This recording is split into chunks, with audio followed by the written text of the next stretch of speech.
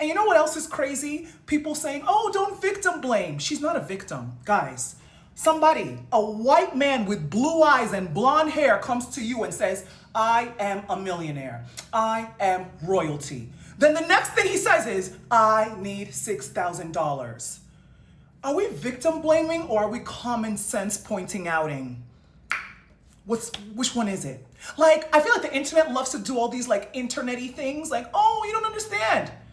If somebody comes to me and says, I am rich, go buy a Chanel bag, then 2 days later comes back and says, I need $6,000. I know this is a scheme set up by Todd.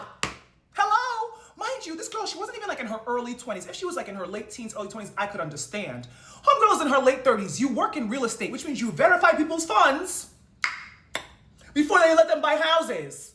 Girl, no funny. I would not even trust you to, I don't want to buy no house from you. Because common sense is running very far from you. Don't get me wrong. Yeah, he deceived you. He deceived you in the same way that people call our phones every day trying to run a scam, telling us that, you know, we owe something on our Verizon bill, etc. What do? You hang up the call.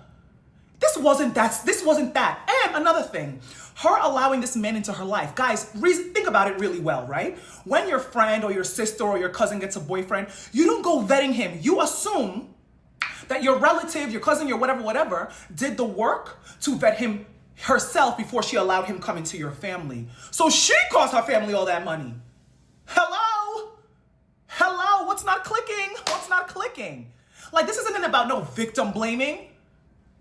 What millionaire needs $6,000? I think that was the first amount of money that she said that he asked for. What millionaire needs 6,000 US dollars?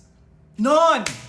Girl, you work in real estate. Are you serious? You're in your late 20s. Are you serious? You're Igbo. And let's talk about that Igbo-ness of yours.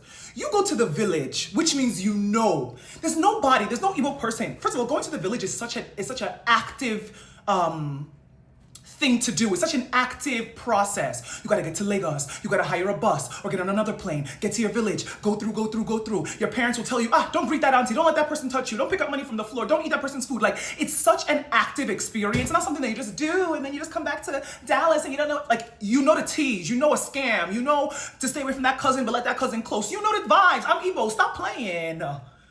So I think she knew she was getting scammed. She was giving him the money to cover it all up.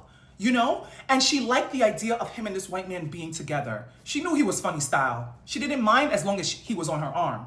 The second he gets off her arm, now you're stealing passports and stuff. Sometimes, guys, people are just dumb. And come on the internet and just say, hey guys, I am dumb and this is what I did.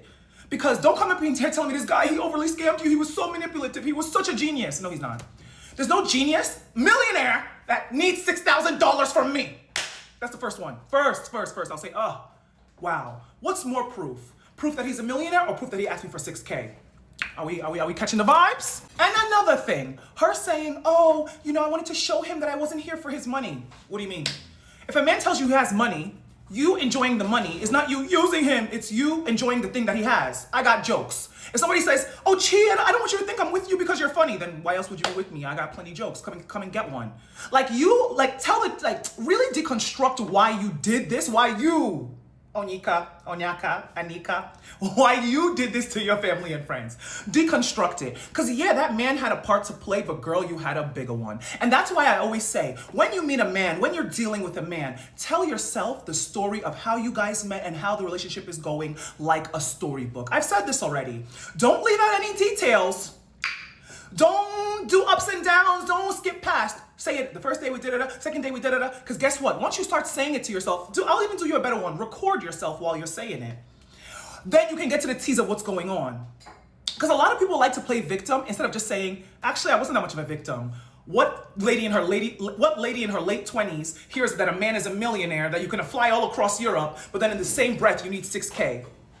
Could make sense, rara. So lady, that's why everybody's blaming you because we're not dumb. Like, I'm not gonna play this internet game of like, oh yeah, but hold on. No, but nothing. There's no millionaire that's gonna ask me for $6,000. And that's just that on that. Okay? Okay, bye guys.